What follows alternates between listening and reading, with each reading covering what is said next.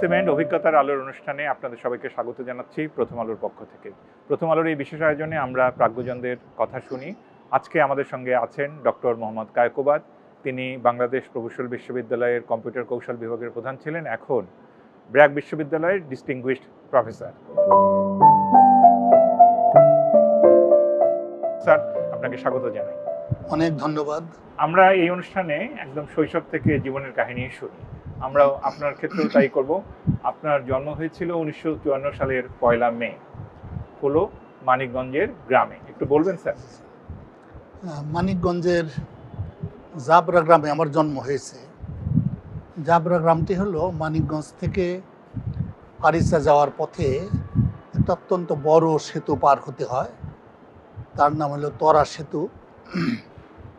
কালীগঙ্গা নদীর উপর যদি উজানের দিকে আমরা 2 কিলোমিটার যাই তাহলে বাঁ দিকে পড়বে জাবরা গ্রাম। তো নদীটা খুবই প্রমত্তা ছিল, অনেক পানি, বর্ষাকালে বিশেষ করে এটা খুবই প্রশস্ত ছিল। আচ্ছা স্যার, আপনি বলছিলেন যে আপনার দাদা পীর ছিলেন, আপনাদের বাড়িটা বড় ছিল, আর আপনার প্রাথমিক বিদ্যালয়ের কথাটা একটু বলছিলেন। জি জি, হ্যাঁ, আমার দাদার নাম মুন্সি এখলাসউদ্দিন আহমেদ। আপনার আব্বার নাম? আমার বাবার নাম আনিসউদ্দিন আহমেদ। দুজনই মৃত। তো দাদা সত্যিকারই পীর ছিলেন এবং খুব ভালো মানুষ ছিলেন। তার মুরিদান ছিল বিভিন্ন জেলায়, এবং আমাদের দেশে আমাদের বাড়িতে প্রতি বৎসর 2টি ওরস হতো। একটা হলো ভাদ্র মাসে আর একটা হলো মাঘ মাসে। মাঘ মাসের 3 তারিখ অনেক বড় ওরস হতো, সেখানে অনেক অনেক মানুষ আসতো। আপনার প্রাইমারি স্কুলের নাম স্যার? আমার প্রাইমারি স্কুলের নাম হলো জাবরা 1 নম্বর ফ্রি প্রাইমারি স্কুল। স্কুলটি আপনি বলছিলেন বর্ষাকালে পানি ডুবে যেত বলে আপনাদের বাড়িতেই ক্লাস? জি জি, বর্ষাকালে আমাদের স্কুলটি ডুবে যেত। আমাদের বাড়িতে অনেকগুলো টিনের ঘর ছিল, 2টো ঘর পরপর ছিল। এই দুটোকে আমরা বাংলা ঘর বলতাম, যা স্কুলের আদলে লম্বা। তো বর্ষাকালে আমাদের ওই বাংলা ঘরের স্কুল হতো। আর তারপরে হাই স্কুল হলো? তারপরে প্রাইমারি স্কুল পাস করার পরে আমাদের এলাকায় সবচেয়ে নাম করা স্কুল হলো Manikganj Victoria multilateral high school. সেখানে আমি ভর্তি হলাম, এবং আমার বাড়ি থেকে 5 মাইল বা তার একটু বেশি দূর হবে। তার থেকেও বড় কথা, একটা বড় নদী পার হতে হবে। তখন ওই নদীতে ফেরি ছিল, তো ফেরিতে পারাবার হতাম। ভোরবেলা খুব সকালবেলা আসতে হতো। নর্মালি আমি যেটা করতাম, একটু লিলিপুট সাইজ ছিলাম, একটু ভয়ার্থ ছিলাম। তা আমাদের গ্রামের যে সমস্ত ক্ষুদ্র ব্যবসায়ী মানিকগঞ্জ শহরে যে এই পাউরুটি, তারপরে কটকটি, এগুলো কিনতে যেত, আমি ওদের সাথে যেতাম না, ওরাও হেঁটে যেত, ওদের সাথে যেতাম। স্কুল শুরু হতো সকালেই, তারপরে দুপুরবেলা একটা টিফিন পিরিয়ড, 3:45 পর্যন্ত স্কুল হতো। তো আমি দেখেছি 3:45 পর্যন্ত স্কুল করলে ইনভ্যারিয়েবলি আমার সন্ধ্যা হয়ে যেত। আমি খুব ভয় পেতাম, বিশেষ করে নদীর পাড় দিয়ে হাঁটার সময় সন্ধ্যায় একাকে হাঁটছে, পোড়া কাঠ, এগুলো দেখে ভয় পেতাম। হ্যাঁ, খুব ভয় পেতাম। দেখলাম যে এভাবে তো চলে না। তখন আমি নিয়মিতভাবে এই লাঞ্চ পিরিয়ডের পরে আমি পালাতাম, এবং আমাকে নিয়মিতভাবে তার জন্য ডিফল্ট ফি দিতে হতো, 1 আনা, 2 আনা, 4 আনা। কিন্তু আমার খুব একটা উপায় ছিল না। হ্যাঁ, জরিমানা দিতে হতো। আমার খুব একটা উপায় ছিল না, কারণ আমি একটু ভীতু। মাঝখানে কিছুদিন আবার গ্রামের স্কুলে পড়লেন? জি জি। এরপরে ক্লাস 6 থেকে 6-এ পাশ করার পর আমি দেখলাম যে এইভাবে তো আর চলে না। আমি আবার গ্রামের স্কুলে আসলাম, বানিয়াজুরি ইউনিয়ন হাই স্কুল। সেখানে আমি class 7। Baniajuri union high school. Baniajuri union high school, হ্যাঁ।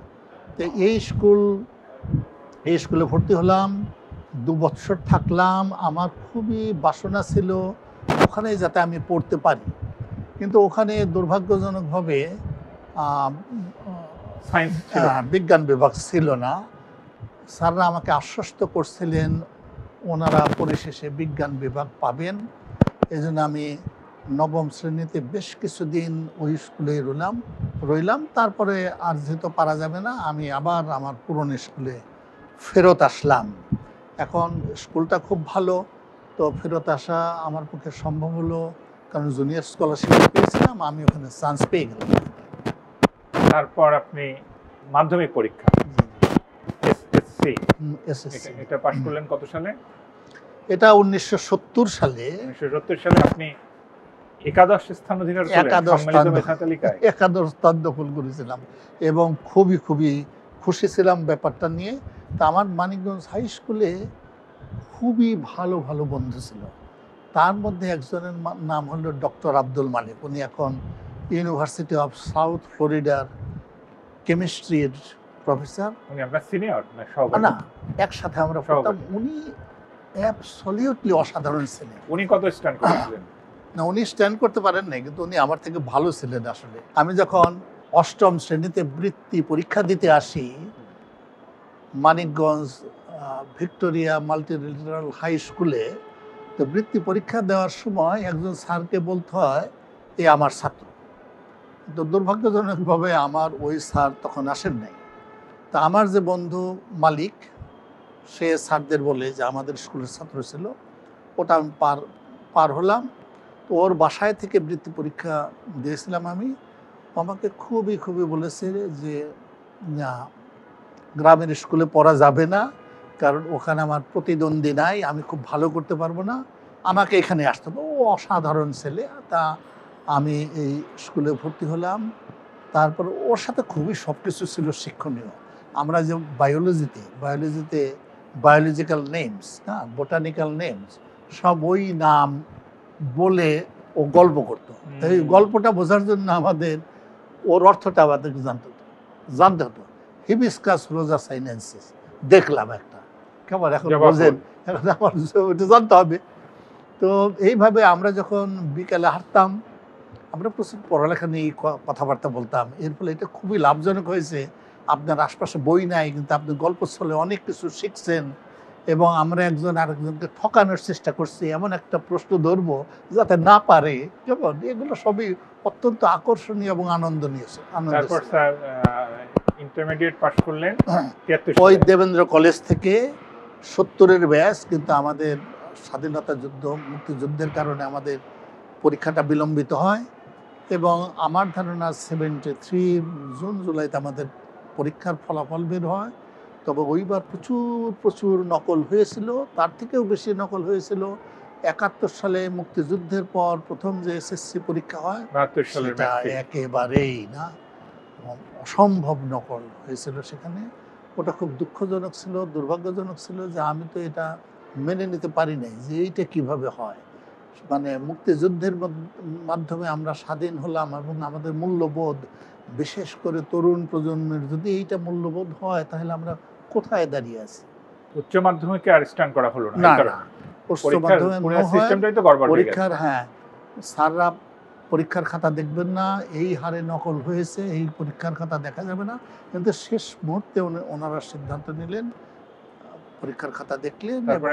আপনি চলে গেলেন সোভিয়েত ইউনিয়নে। রাইট। এর আগে এখানে ধরেন বুয়েটে ভর্তি পরীক্ষা দিয়েছি, সেখানে খুব ভালো করেছি। পদার্থবিজ্ঞানে ভর্তি পরীক্ষা দিয়েছি, মেডিকেলে ভর্তি পরীক্ষা দিয়ে সব জায়গায় আমরা ভালো করেছি। আমাদের মালিকও খুবই ভালো করেছে। কেমন, কিন্তু মনটাও উঠে গেল নানা কারণে। তখন আমি ভাবলাম যে একটা সুযোগ, বিদেশে যাওয়ার সুযোগ তো আমাদের এইরকম বড় হারে কখনো হয়নি। আমাদের সময় ইন্টারউইং স্কলারশিপ ছিল, যে পূর্ব পাকিস্তানের ছেলেমেয়েরা পশ্চিম পাকিস্তানে পড়তে পারতো অ্যান্ড ভাইস ভার্সা। তাছাড়া তো অন্য বড় কিছু ছিল না। তখন ওই সুযোগটা আমরা নিলাম। পূর্ব ইউরোপীয় দেশগুলোতে ফুল স্কলারশিপ নিয়ে আমরা পড়তে গেলাম। রাজশাহী কোন শহরে ছিলেন স্যার? প্রথমে গেলাম আস্ট্রাখান। এটা হলো ভলগা নদীর উপর, মানে ভলগা নদী কাস্পিয়ান সাগরে পড়ছে, তার আগে সবচেয়ে বড় শেষ শহর, সেখানে পড়েছে। অসাধারণ জায়গা। ওখানে কি পড়লেন? ওখানে হলো প্রিপারেটরি কোর্স বলে, যে রাসায়ন বিশ্ববিদ্যালয়গুলোতে পড়ার জন্য বিদেশি ছাত্রদেরকে আলাদাভাবে প্রস্তুত করা হয়, কিভাবে পদার্থবিজ্ঞান, রসায়নশাস্ত্র, জীববিজ্ঞান কিংবা গণিত কিভাবে লিখতে হয়, পড়তে হয়, বলতে হয়, সেগুলো আমাদের শেখালো। আমরা যেহেতু যথেষ্ট ভালো ছাত্র ছিলাম, আমরা এগুলো জানতাম, কিন্তু তারপরেও আমরা বুঝতে পারলাম যে আমাদের একটু দুর্বলতা আছে। আমরা ঠিক অতটা, যেমন ওরা তখন পিরিয়ডিক টেবল পড়াতো অসাধারণভাবে, আমরা ঠিক ওইভাবে পড়ে যাই। আপনার সাবজেক্টটা কি ছিল? আমি পড়লাম হলো, প্রথমে আমি ভর্তি হয়েছিলাম শিপ বিল্ডিং ডিপার্টমেন্টে। এটা হলো ওডেসা শহরে। নর্মালি প্রিপারেটরি কোর্স শেষ করার পরে মানে এটা কি বিভিন্ন নেভাল জায়গায় আর্কিটেকচারের মতো? নেভাল আর্কিটেকচারের মতো, রাইট, নেভাল আর্কিটেকচারের মতো। তো ওই বিষয়ে পড়তে গেলাম। ওডেসা, এখন ওটার নাম হলো Odesa state maritime university. Odisha? এখন Odesa, Odesa Odesa. Black sea পারে আর কি। ওডেসা স্টেট ম্যারিটাইম ইউনিভার্সিটি, ওখানে শিপ বিল্ডিং ইঞ্জিনিয়ারিং পড়তে গেলাম। তো আমি ড্রয়িংয়ে খুবই দুর্বল ছিলাম, আমার ওটা ভালোও লাগতো না, কিন্তু ওখানে প্রচুর ড্রয়িং করতে হতো। তো আমি একসময় ডিনকে বললাম যে এই বিষয়ে আমি পড়ব না, আমি অন্য কোনো বিভাগে যাব, সেটা হলো অটোমাইজড ম্যানেজমেন্ট অফ মার্চেন্ট ট্রান্সপোর্ট। এটাই গেলাম। ওটাই যেতে একটু অসুবিধা হয়েছে, যে ফাইনাল আমি অটোমাইজ মানে আপনি কম্পিউটারের দিকে চলে আসছেন? হ্যাঁ, কম্পিউটার দিকে চলে আসলাম। কিভাবে বন্দর এবং জাহাজ ব্যবহার করা, জাহাজ এর ব্যবস্থাপনা করার জন্য আমরা কিভাবে কম্পিউটার ব্যবহার করতে পারি, এই যে আমরা ডেটাবেস বলি, ওই দিনগুলোতে আমরা ডেটাবেস শিখেছি, যখন নাকি ডেটাবেসের উপর কোনো বই ছিল না। স্যার, রাশিয়া তো এখনো আমরা দেখতে পাই কম্পিউটার, অঙ্ক, গণিত এসবে খুব ভালো। বিশেষ করে এই যে আমাদেরকে যে অ্যান্টিভাইরাস কিনতে হয়, এটা তো রাশিয়ান। আবার সারা পৃথিবীতে যে সাইবার অ্যাটাক হয়, রাশিয়ানরা চাইনিজরা খুব ভালো করে, ওদের বুদ্ধি তার মানে খুব ভালো। হ্যাঁ, ওদের ডেভেলপমেন্টটা তো অসাধারণ হয়। আমি দেখেছি রাশিয়াতে একটা ছোট শিশু, সে স্কুলে যাবার আগে দাবার স্কুলে যায়। দাবার স্কুলে যায়। দাবার স্কুলে দুজন, এই 4 বছর, 5 বছর, 6 বছর বয়সী দুটি ছেলে কিংবা মেয়ে টেবিলের দুপাশে বসছে। আচ্ছা স্যার, তাহলে আমার একটা প্রশ্ন আছে, যে এই যে ডাব্লিউ কম্পিউটারের নেটটা, কিংবা অ্যাপল, কিংবা মাইক্রোসফট, সবকিছু আমেরিকান হলো কিভাবে? রাশিয়ানরা যদি এতই ভালো, ওরা তো এটা কি ক্যাপিটালিজমের তখন কারণে? একটু ক্লোজ ছিল, ওরা তো বাইরে ছিল না। যেমন আমি আপনাকে বলতে পারি যে এই যে লিনিয়ার প্রোগ্রামিং এবং অ্যাসোসিয়েট অপটিমাইজেশন জিনিসটা, এটা কিন্তু রাশিয়ানরা করেছে। কিন্তু রাশিয়ানরা মনে করেছে এটা দিয়ে শ্রমিকদেরকে নানাভাবে এক্সপ্লয়েট করা যাবে, এই জন্য এই জিনিসগুলো কখনো বাইরে যায়নি। কেমন? এবং কান্তরভিস নামে একজন ইকোনমিস্ট 1975-এ তার 1938 সালের কাজের জন্য পুরস্কৃত হয়েছে। মানে ওই কাজটা বাইরে জনপ্রিয়তা লাভ করে নাই আর কি। তবে আমি আপনাকে ওইটুকু বলি, এই দুইটা বাচ্চা 16×32টা গুটি ইনিশিয়াল পজিশনে আছে, তারা চাল না দিয়ে তারা ভাবে, ওরা জানে দাবার বোর্ড সামনে নিয়ে ভাবতে হয়, চাল দিতে হয় না কদাচিৎ। আমাদের দেশে তো বুড়ো বুড়ো মানুষগুলো চাল দিয়ে তারপর বলে তুক্কু আমি এটা দিব না। এটা হলো সংস্কৃতি, এইটা হলো চিন্তার সংস্কৃতি। কেমন? ওদের ওখানে এটা আছে। কেমন? তারপরে স্যার আপনি ওখান থেকে, রাশিয়া থেকে কি বাংলাদেশে আসলেন? রাশিয়া থেকে আমি বাংলাদেশে আসলাম। বাংলাদেশে এসে, কত সালে? এটা হলো 1979-এ। বাংলাদেশে এসে মনে করলাম যা কিছু শিখলাম, যদিও মানে আমার অ্যাপ্লিকেশন করার খুব একটা বাসনা নাই, তবু আমি ভাবলাম যে ঠিক আছে, বাংলাদেশ শিপিং কর্পোরেশনে কিছুদিন কাজ করি। তো ওখানে আমি যোগদান করলাম। তারপর কিছুদিন পরে বুঝতে পারলাম যে না, আসলে আমাকে দিয়ে এটা হবে না। আমি যা শিখে আসছি তার যে প্রয়োগের জায়গা আছে, কিন্তু আমরা সেটা করব না। কেমন? আমরা খুব গতানুগতিকভাবে চলি। আমি খুব পার্টিকুলার ওই বিষয়ে পড়ে এসেছিলাম, ওই বিষয়ে আমার জ্ঞান দক্ষতা ছিল এবং সেটা করা সম্ভব হতো, কিন্তু প্রতিষ্ঠানের তো সে তারপরে বিষয়ে আপনি কোনো গেলেন আগ্রহ নেই। ব্যাংককে। আমি তারপরে গেলাম একেবারে অত্যন্ত ফ্রাস্ট্রেটেড হয়ে আমি ব্যাংককে পড়তে গেলাম। এআইটি। এআইটিতে, রাইট, এআইটিতে পড়তে গেলাম। তখন ওটার নাম ছিল কম্পিউটার অ্যাপ্লিকেশনস টেকনোলজি, এইটা ছিল আমার সাবজেক্ট। তো ওইখানে আমি পড়ালেখা করলাম। বাই দ্যাট টাইম আমার বড় ছেলের জন্ম হলো আর কি। বড় ছেলের জন্ম হলো, তাকে আমরা ব্যাংকক নিয়ে গেলাম, কিন্তু সে খুব অসুস্থ থাকতো, মানে পেটের পীড়া তার হয়তো, আমরা অতটা বুঝতেও পারতাম না কেন সে কান্নাকাটি করে, হয়তো গ্যাস ইত্যাদি।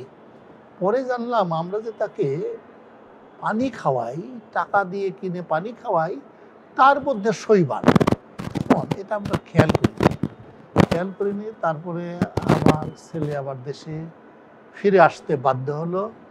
আমি ওখানে মাস্টার্স ডিগ্রি করলাম।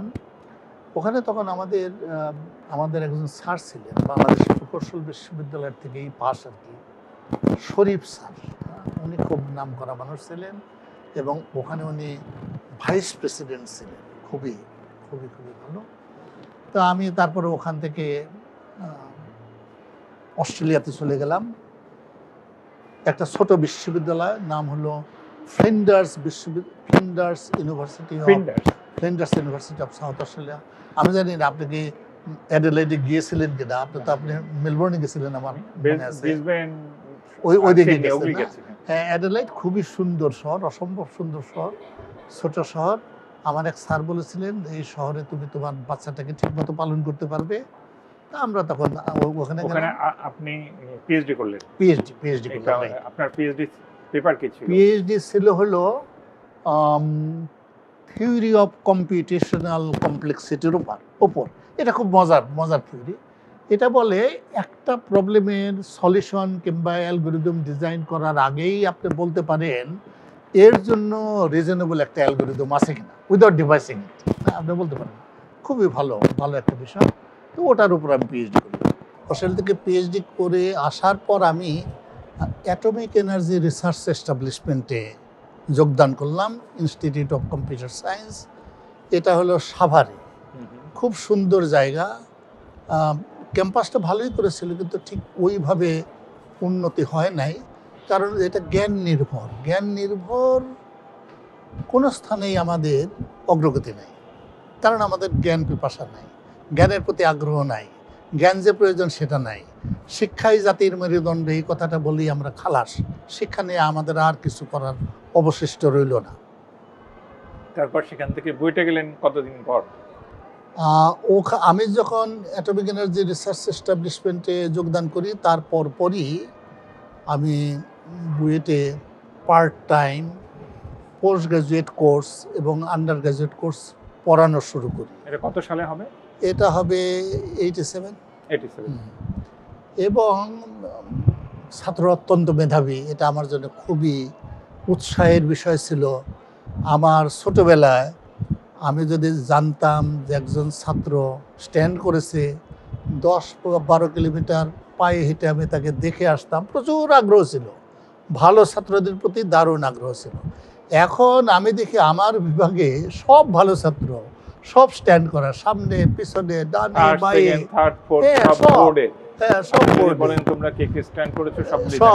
সব দাঁড়িয়ে যায়। এক্স্যাক্টলি, অসাধারণ ছেলেপেলে। তো এটা আমাকে দারুণভাবে অভিভূত করলো এবং আমি ভাবলাম যে এখানে যদি পড়ানোর সুযোগ পাই তাহলে খুব ভালো হবে। একটা সময় আমার সুযোগ হলো, সেটা 91-এর জানুয়ারি মাসে আমি এখানে জয়েন করলাম। তার আগে আমি পড়াতাম কম্পিউটার কৌশল বিভাগে। হ্যাঁ, আমরা তখন কম্পিউটার ইঞ্জিনিয়ারিং ডিপার্টমেন্ট বলতাম, পরবর্তীতে এটা পরিবর্তন করে কম্পিউটার সায়েন্স অ্যান্ড ইঞ্জিনিয়ারিং করা হয়েছে। তখন ডক্টর মাহবুবুর রহমান এটার প্রধান ছিলেন। উনি খুবই ভালো ছিলেন, অনেক চেষ্টা করেছেন ডিপার্টমেন্টের উৎকর্ষ যাতে অর্জিত হয়, উনি খুবই চেষ্টা করেছেন। আমরাও তার পাশে থেকে যতটা সম্ভব আমরাও অবদান রাখার চেষ্টা করেছি। অসাধারণ বিভাগ। তবে এর ফলাফল আরও অনেক বেশি ভালো হওয়া উচিত। আইআইটিগুলোতে যে ইনটেক, যে ছাত্র ঢুকে, আমাদের তো প্রায় একই রকম ছাত্র ঢুকে, ওদের যে অর্জন, হ্যাঁ, ওদের যে স্বীকৃতি, তার কিয়দংশ তো আমাদের হয়নি। কেমন, আমাদের ওই দিকে দৃষ্টি দেওয়া উচিত ছিল। আইআইটিগুলোর এত সুনাম। বুয়েট থেকে অবসরে গেলেন কত সালে? 2020 সালে। প্রায় 30 বছর অধ্যাপনা করলেন। Right right. বুয়েট সম্পর্কে ভালো দিক কি দেখেন আপনি? বুয়েটের ভালো দিক হলো আমরা কিছুটা কনজারভেটিভ, আইন কানুন মেনে চলার চেষ্টা করি। এখনো ভর্তি পরীক্ষা, হ্যাঁ, ভর্তি পরীক্ষা যখন বলেন, এমনকি শিক্ষক নিয়োগ যখন আমরা করি, বিএসসি ইঞ্জিনিয়ারিংয়ে তার ফলাফলের যথেষ্ট গুরুত্ব দেই। 15 মিনিটের ভাইবায় একটা ছেলে খারাপ করলো না ভালো করলো, ওর থেকে আমরা গুরুত্ব দেই ও বরাবর ওর পারফরমেন্স কীরকম সেটাকে গুরুত্ব দেই। বাংলাদেশের মতো একটা দেশ যেখানে নাকি অনেক অনেক সমস্যা, সেখানে এটা খুবই গুরুত্বপূর্ণ। কেমন, কিন্তু সব দিক থেকে বিবেচনা করলে বুয়েট তো জাতীয় পর্যায়ে যে অবদান রাখার কথা ছিল সেটা রাখতে পারে নাই আমি মনে করি। স্যার, আমি বলি, প্রথমে ওই যে বললেন, যখনই আমিও আমাদের ক্লাসে সিভিল বললো যে কে কে তোমরা স্টান্ট করেছো, সব ভালো ছাত্ররা তো সব ইলেকট্রিক্যালে গেছে, কিন্তু তারপরেও সিভিলে যতজন, প্রায় পুরো ক্লাসই আমরা দাঁড়িয়ে গেলাম এই সেকশনে স্টান্ট করা না। তো আমাদেরকে প্রথম দিন বললো you are the cream of the cream. তারপরে এই ক্রিম অফ দ্য ক্রিমগুলিকে যে আমরা নিয়ে গেলাম বুয়েটে, 4 বছর পড়ালাম, পড়ানোর পরে ওই ছেলে মেয়েগুলো আমাদের জাতীয় পর্যায়ে কি অবদান রাখলো, এটা তো আমার একটা প্রশ্ন থেকেই যায়। হ্যাঁ, এটা ঠিকই বলেছেন, এটা দুঃখজনক। আমি যখন পড়ালেখা করতাম, 8ম শ্রেণী থেকে যারা 9ম শ্রেণীতে উঠতো, তাদের মধ্যে সবচেয়ে ভালো ছাত্র যারা, তারা বিজ্ঞান বিভাগে ভর্তি হতো, তারপরে বাদ বাকি অন্যান্য বিভাগে যেত। সারা দেশেই যদি দেখেন, বিজ্ঞান বিভাগের ছাত্র ছাত্রী আমাদের দেশের কর্মকাণ্ডে কতটা সম্পৃক্ত, তারা যথেষ্ট মেধাবী, কিন্তু কর্মকাণ্ডে কিন্তু তারা দারুণ বেশি সম্পৃক্ত না, তারা নাই, তাই না? এটা আমাদের সিরিয়াসলি ভাবতে হবে।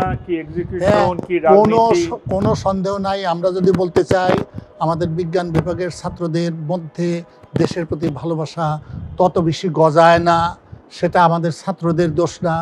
আমাদের যে সিলেবাস, সেগুলোকে পরিবর্তন করতে হবে, সেগুলো নিয়ে চিন্তা করতে হবে।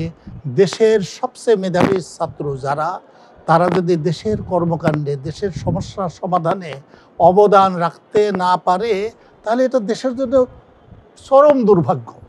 জামিল রেজা চৌধুরী স্যারকে আমরা গণিত অলিম্পিয়াডে পেলাম, আপনি তো একসঙ্গে অনেক কাজ করেছেন। জামিল রেজা চৌধুরী স্যারকে মনে পড়েন আপনার? অবশ্যই মনে পড়ে। অসাধারণ মানুষ ছিলেন, অত্যন্ত তীক্ষ্ণদী ছিলেন, স্মৃতিধর মানুষ ছিলেন।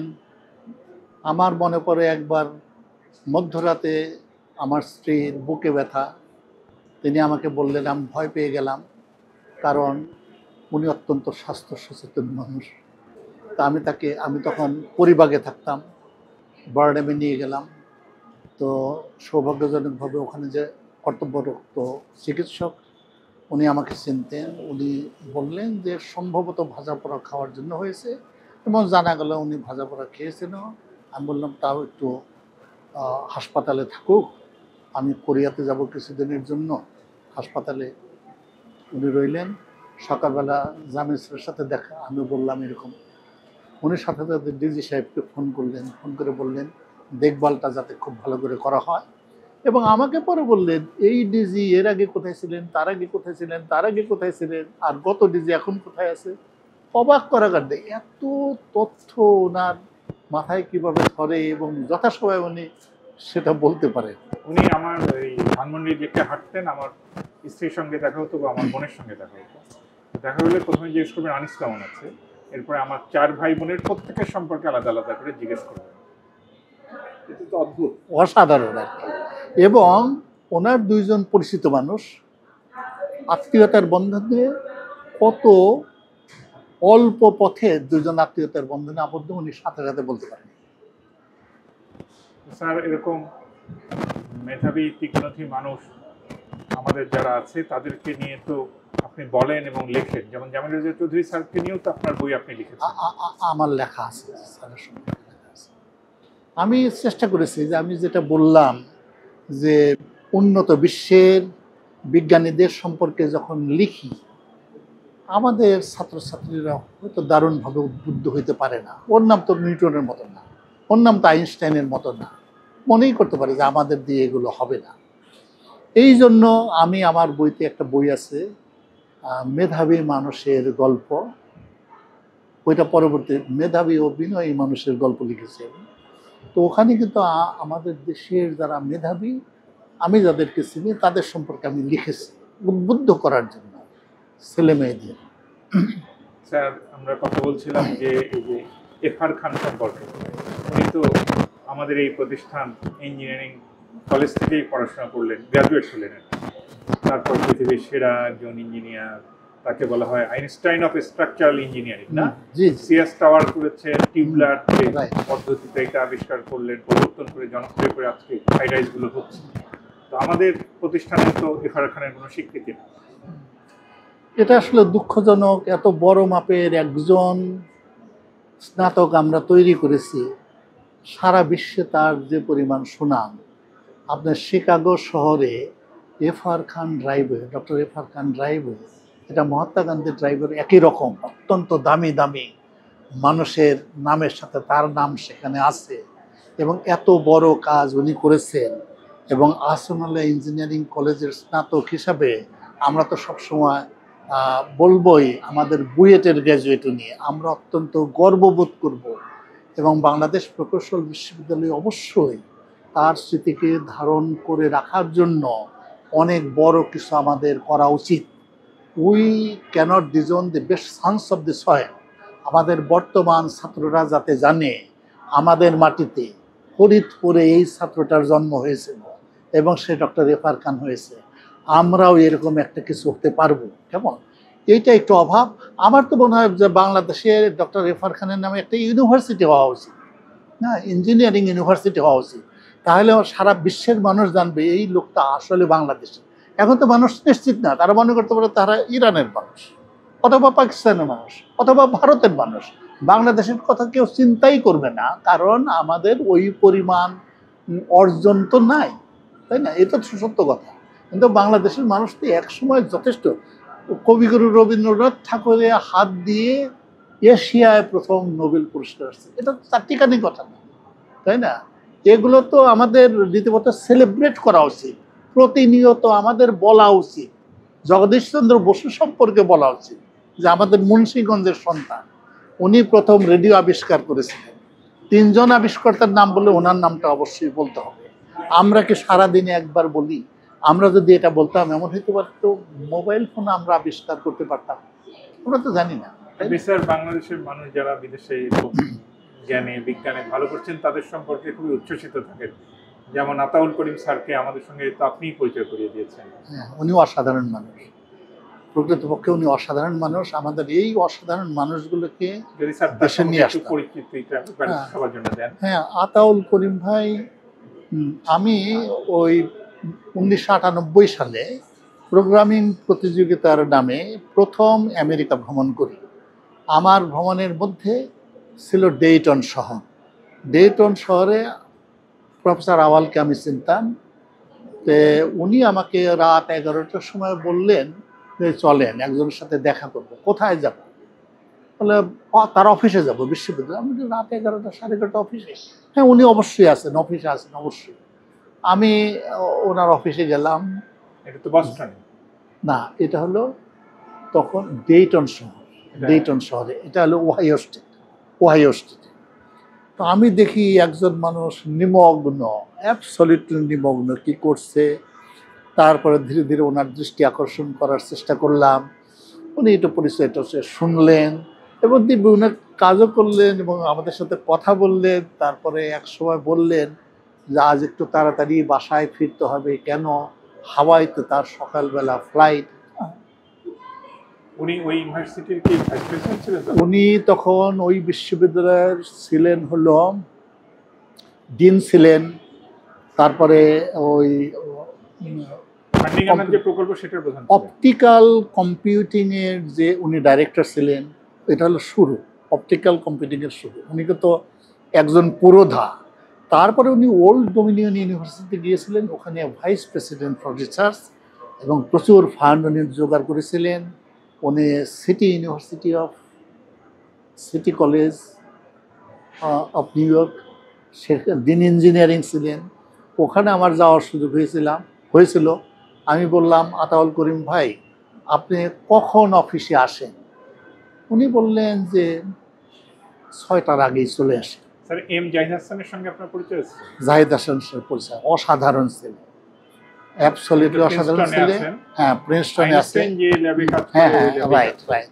জাহিদ হাসান, আমাদের ছাত্ররা একবার গাজীপুরে একটা বনভোজন করে, তা জাহিদ হাসান ওখানে আসছে।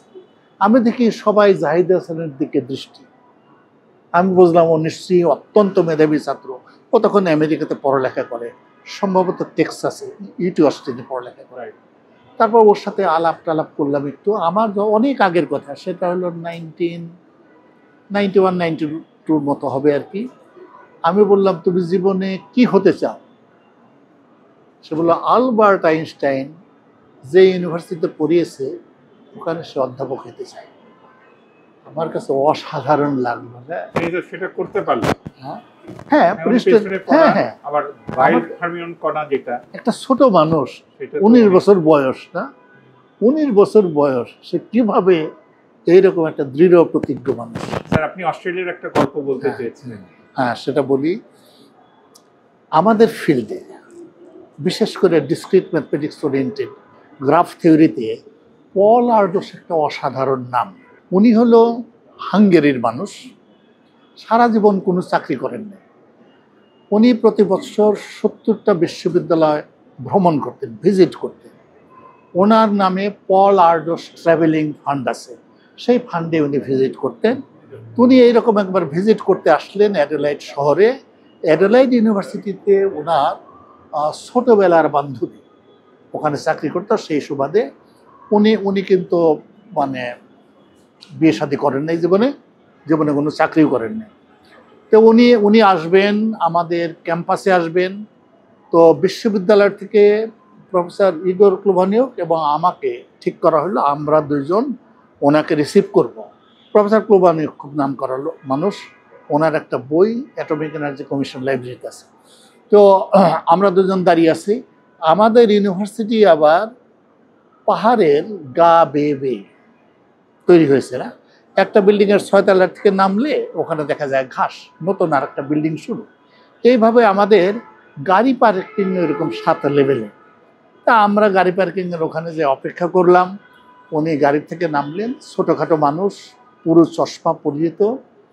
উনি আমার হাত ধরলেন, প্রফেসর কুবানিয়ার নাম। তারপরে উনি আমাকে কিছু একটা জিজ্ঞাসা করলেন, তা আমি বুঝতে পারছিলাম না। আমি ছাত্র মানুষ, উনি হয়তো জিজ্ঞেস করবো হোয়াট ইজ ইউর নেম, না, কিন্তু আমার কাছে মনে হইল না নেম শব্দটা উনি উচ্চারণ করছেন না। পরে আমি একটু ফিগার আউট করলেন, উনি আমাকে জিজ্ঞাসা করছেন হোয়াট ইজ ইউর প্রবলেম। যে কোনো আগন্তুককে আপনার এই প্রশ্নটা জিজ্ঞাসা করা যাইতে পারে, এটা হলো প্রফেসর আর্ডোস এটা করতেন। তা আমি থতমত খেয়ে আমি ওনাকে একটু আমার প্রবলেমটা বললাম। বলার পরে দেখি উনি ঝিমালেন। আমি ভাবলাম আমার প্রবলেমটা শুনে উনি ঘুমাচ্ছেন। তারপর উনি আমাকে একটা উত্তর করলেন, সেই উত্তরটা আমি বছরখানেক গবেষণা করে প্রমাণ করলাম যে ওনার উত্তরটা শুদ্ধ। উনি আমার ডিরেকশন দেখালেন। উনি তখন বললেন, তোমার নাম কি? আমি বললাম মোহাম্মদ কায়কোবাদ। তো বললেন যে হ্যাঁ, খুবই গরিব দেশ, আমি কলকাতা পর্যন্ত গেছি, তো বাংলাদেশে যেতে পারিনি, অনেক গরিব দেশ। আমি আবার তাকে ছাড়লাম না। আমি বললাম যে দেখো, গরিব এটা তো ক্রাইটেরিয়ার উপর নির্ভর করে, ক্রাইটেরিয়া কি তোমার?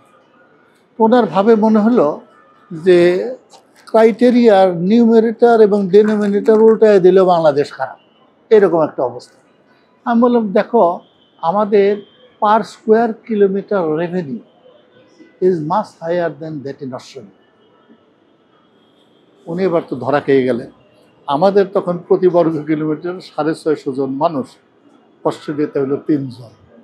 এই একটা কথা বলায় উনি এতই খুশি হলেন যে আমি ওনার ব্যাগটা ক্যারি করার যোগ্যতা অর্জন করলাম। কিন্তু আপনি হোয়াট ইজ ইউর প্রবলেম, আপনি আপনার প্রবলেমটা কি বলেছিলেন? হ্যাঁ। Mathematical problem? হ্যাঁ, আমি আমার প্রবলেমটা যেটা নিয়ে আমি গবেষণা করছিলাম, কিন্তু উনি 1 মিনিট চিন্তা করে উনি বলে দিলেন এই প্রবলেমটা কঠিন। ওই প্রবলেমটা যে কঠিন সেটা প্রমাণ করার জন্য আমার 1 বছর সময় আছে। অসাধারণ মানুষ। বাংলাদেশের সম্পর্কে আপনার হতাশা কি? বাংলাদেশ সম্পর্কে আপনার আশা কি? এখানে আমরা শেষ করবো। আগে হতাশা। হতাশাটা হলো আমরা আমাদের সমস্যা চিহ্নিত করছি না এবং তার সমাধানের যোগ্য পথও আমরা খোঁজার চেষ্টা করি না। এই যে কিছুক্ষণ আগে যে বললাম, এখন পর্যন্ত অ্যাটলিস্ট আমি যখন পড়ালেখা করতাম সব মেধাবী ছাত্র বিজ্ঞান, উপরের দিকে অধিকাংশ বিজ্ঞান। এই যে রিসোর্স এবং তারা অনেক পড়ালেখা করে যে জ্ঞান দক্ষতা অর্জন করলো, সেই জ্ঞান দক্ষতা কাজে লাগিয়ে আমরা দেশকে তো অগ্রগতির দিকে নিয়ে যাচ্ছি না। তার বড় প্রমাণ এই মানুষগুলো দেশ পরিচালনায়, দেশের যে কোনো সিদ্ধান্ত নিতে তাদের উপস্থিতি নাই, অনেক কম উপস্থিতি। এবার আশা। আশা হলো, আপনি জানেন দীর্ঘদিন আমরা গণিত অলিম্পিয়াড করি, দীর্ঘদিন আমরা প্রোগ্রামিং প্রতিযোগিতা করি। সেই প্রোগ্রামিং প্রতিযোগিতায় আমাদের ছাত্ররা অনেক অনেক ভালো করে। আমাদের অনেক সীমাবদ্ধতা, আমাদের শিক্ষা ব্যবস্থা মোটেই উন্নত নয়, ভারতের ধারে পাশে নয়। তারপরেও ভারতে আমরা বিভিন্ন সময় যে আমরা প্রোগ্রামিং প্রতিযোগিতায় জিতেছি, সম্ভবত 1999 সাল হবে কিংবা 98। আমরা আইআইটি কানপুরে গিয়েছিলাম। সেখানে IBM ইন্ডিয়ার কর্ণধার প্রধান উনি আসলেন আমাদের প্রধান অতিথি হইয়া। উনি বললেন, আজ আমরা বিশ্ব সুন্দরী হলাম, আগামীকাল প্রমাণ করব মেধায়ও আমরা শ্রেষ্ঠ। সেই যে প্রতিযোগিতা হলো, সেই প্রতিযোগিতার প্রবলেম সেট তৈরি করেছিলেন আইআইটি কানপুরের শিক্ষকরা, বিচার কার্যও তারাই করেছিলেন। পুরস্কার বিতরণী সবাই জানা গেল বাংলাদেশ প্রকৌশল বিশ্ববিদ্যালয়ের চ্যাম্পিয়ন, ঢাকা বিশ্ববিদ্যালয়ের রানার্স আপ। পুরস্কার বিতরণী সভা অনেকটা শোক সভা। ওরা চিন্তাই করতে পারে নাই ওই দিনগুলোতে তো বাংলাদেশে সব ধরনের সমস্যা, কেমন হরতাল, ধর্মঘট, ক্লাস বন্ধ, সব নেতিবাচক জিনিস, রাজনীতিতে হানাহানি। এরপরের বারও আমরা গিয়েছি, আমরা পরের বারও চ্যাম্পিয়ন হয়েছি। যে কয়েক বছর আগে আমাদের প্রতিযোগিতা হলো, সেটা এশিয়া ওয়েস্ট সাইট বলে একটা সাইট আছে। সেই এশিয়া ওয়েস্ট সাইটে বুয়েট করতে চ্যাম্পিয়ন হয়েছে। মানে ভারতের কত আইআইটি আছে, শরীফ ইউনিভার্সিটি অফ টেকনোলজি আছে, এগুলোকে পেছনে ফেলে আমাদের ছাত্ররা চ্যাম্পিয়ন হয়েছে। এই যে IOI যে হয়, ইন্টারন্যাশনাল অলিম্পিয়াড ইন ইনফরমেটিক্স, সেখানে আমাদের ছাত্ররা ভালো করে। বেশিরভাগ সময় আমরা জিতে আসি, পার্শ্ববর্তী দেশের থেকে ভালো করি। এগুলো বলে যে বুদ্ধিবৃত্তিক কর্মকাণ্ড, মেধাভিত্তিক কর্মকাণ্ডে আমাদের এক ধরনের প্রাধান্য আছে। এইটাকে আমাদের ব্যবহার করা উচিত। সীমিত সম্পদের দেশ, সব জায়গায় বিনিয়োগ করে আমরা সুবিধা করতে পারবো না, আমাদের দেখে দেখে বিনিয়োগ করতে হবে। দর্শক মণ্ডলী, এতক্ষণ আমাদের সঙ্গে থাকবার জন্য ধন্যবাদ। আমরা প্রথম আলোর আয়োজনে ক্রাউন সিমেন্ট অভিজ্ঞতার আলো এই অনুষ্ঠানে আজকে অধ্যাপক ডক্টর মোহাম্মদ কায়কোবাদ স্যারের কথা শুনলাম। তিনি বলছিলেন যে আমরা পৃথিবীর অন্য জাতিগুলোর সঙ্গে সব বিষয়ে প্রতিযোগিতা করে হয়তো ভালো করব না, কিন্তু একটা বিষয়ে আমাদের ভালো করার সম্ভাবনা আছে, ঐতিহ্য আছে এবং প্রমাণ আছে, তা হচ্ছে মেধার ক্ষেত্রে। কাজেই আমাদের প্রধান বিনিয়োগ হওয়া উচিত মেধায়, এবং সেই মেধা যেন আবার দেশের কাজে লাগে সেই জন্য আমাদেরকে ভাবতে হবে। আপনারা সবাই ভালো থাকুন। স্যার, আপনাকে অনেক ধন্যবাদ। আপনাকে অনেক ধন্যবাদ।